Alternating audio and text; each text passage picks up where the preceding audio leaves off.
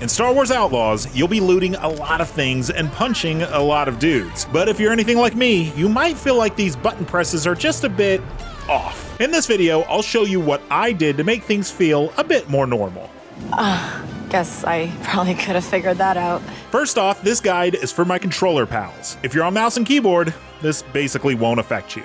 Pressing the right stick, or R3, is the default interact button in Star Wars Outlaws, and you'll be pressing this quite a bit. As I mentioned, whether it's opening doors, retrieving items from nicks, entering vents, or swinging on your rope, it's all tied to pressing the right stick. And this just never gelled with me. I know it's not completely unique to Star Wars Outlaws, and heck, some people might prefer it as it enables you to interact with things without having to move your thumb off the right stick. But still, I found it weird clicking the right stick all the time. A button typically used for melee in most games is now our main interact button. Meanwhile, that perfectly good square button, or X if you're on an Xbox controller, is sitting right there. And what does square do? It melees, of course.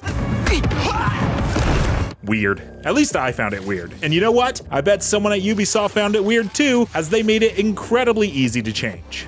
First, head to settings in the pause menu, and here navigate down to controls, then click on the first option, show controller layout. At the top, you'll see that the controls are set to default. Instead, we're going to press R1 or the right bumper to switch the controls to alternate. You'll notice that this alternate control scheme isn't all that different. The game will simply swap the right stick's interact function with square's melee button.